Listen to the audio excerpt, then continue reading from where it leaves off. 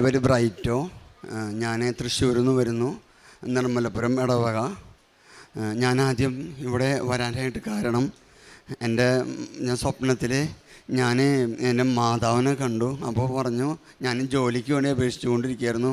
അപ്പോൾ നീ ജോലിക്ക് പോകും, പക്ഷെ തീർച്ചയായിട്ടും ഇവിടുത്തെ മുന്നിലെ ബിൽഡിങ്ങിൻ്റെ പോലെ ഒരു ബിൽഡിങ്ങിൻ്റെ പിന്നിൽ നിന്ന് മാതാവിൻ്റെ സ്വരം കേട്ടു.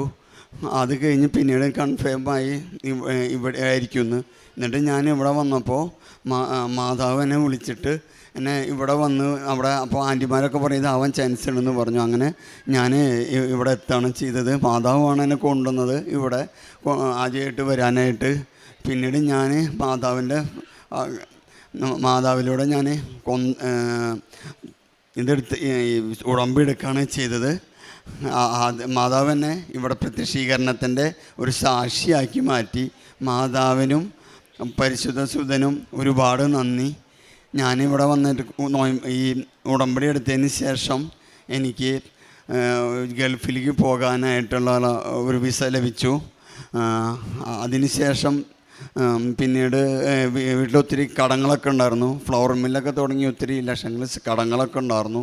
അതൊക്കെ ഞാൻ അച്ഛൻ്റെ ഈ ഉടമ്പടി എടുത്തതിന് ശേഷം ഞാൻ അച്ഛൻ്റെ ടോക്ക് നിരന്തരം കാണുമായിരുന്നു. മുട്ടയിൽ നിന്നിട്ട് ഒരുപാട് കരഞ്ഞുകൊണ്ട് എൻ്റെ ആ ഫ്ലവർ മില്ലിൻ്റെ മുട്ടിൽ നിന്ന് പ്രാർത്ഥിക്കുമായിരുന്നു ചൊവ്വാഴ്ചത്തെ ആ ധ്യാനത്തിൽ.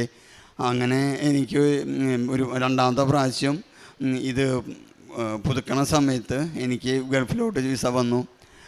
അതിനുശേഷം ഞാൻ അങ്ങോട്ട് പോയി. ഒരു 10 പൈസ ചിലവില്ലാണ്ടാണ് ഞാൻ പോയത്. അതിനുശേഷം ഞാൻ തിരിച്ചു വന്നിട്ട് ഞാൻ ഇവിടെ അന്ന് യുദ്ധം ഇപ്പോൾ തുടങ്ങിയിരിക്കുന്ന സമയമാണ്.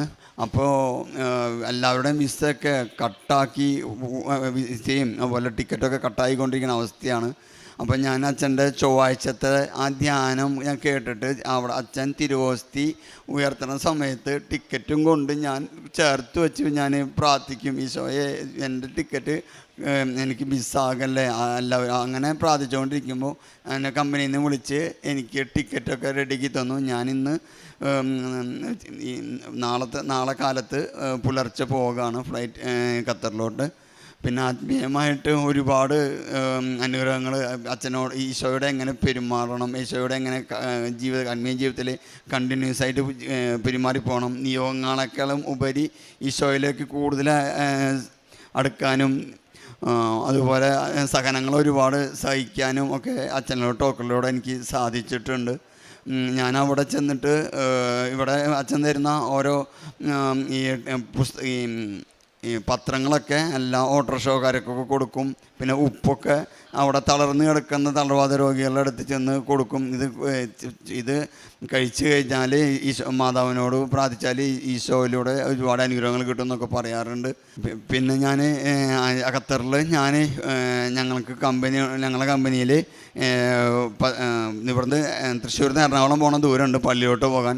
വെള്ളിയാഴ്ച ഞങ്ങൾക്ക് വാഹന സൗകര്യം വേണമെന്നുണ്ട്. വാഹന സൗകര്യം അറേഞ്ച് തരാറുണ്ട്. അങ്ങനെ ഒരു 10-15 പേരെ ഞാൻ പള്ളിയിലോട്ട് കൊണ്ടുപോകും ദോഹയിലേക്ക്. എല്ലാ ക്രിസ്ത്യൻസിനെയും ഒക്കെ കൊണ്ടുപോകാറുണ്ട്. മെസ്സുകളിലൊക്കെ ഇതിൽ കൊന്നിട്ട ആൾക്കാരൊക്കെ കാണുമ്പോൾ ഞാൻ ഒരുപാട് പറയും, ഈശോയുടെ അടുക്കാനായിട്ടൊക്കെ പറയാറുണ്ട്. എനിക്കും പിന്നെ ഈശോയ്ക്കും മാതാവിനും ഈശോയ്ക്കും ഒരുപാട് നന്ദി. അനുദിന ജീവിതത്തിൽ 2 ആഴ്ച കൂടുമ്പോഴൊക്കെ കുംസാരം, കൊന്ത ഇതെല്ലാം ഞാൻ അനുവർത്തിക്കാറുണ്ട്. പല സമയത്തും നിയോഗത്താലുപരി ഈശോയിലൂടെ ആ സഹനങ്ങളും വരുമ്പോഴൊക്കെ എങ്ങനെയൊക്കെ സഹിക്കാനൊക്കെ അച്ഛൻ്റെ ഓരോ മാർഗത്തിലൂടെ ഈശോയുടെ പെർമനൻ്റായിട്ട് ഈശോയായിട്ട് അടുക്കാനും ഈശോയുടെ മൈനസ് എന്താണെന്നൊക്കെ പറയാറുണ്ട് അച്ഛൻ. അതൊക്കെ ഞാൻ കേട്ടിരുന്നിട്ട് ഈശോയിലേക്ക് അടുക്കാൻ ഒരുപാട് സഹായിച്ചിട്ടുണ്ട് എന്നെ.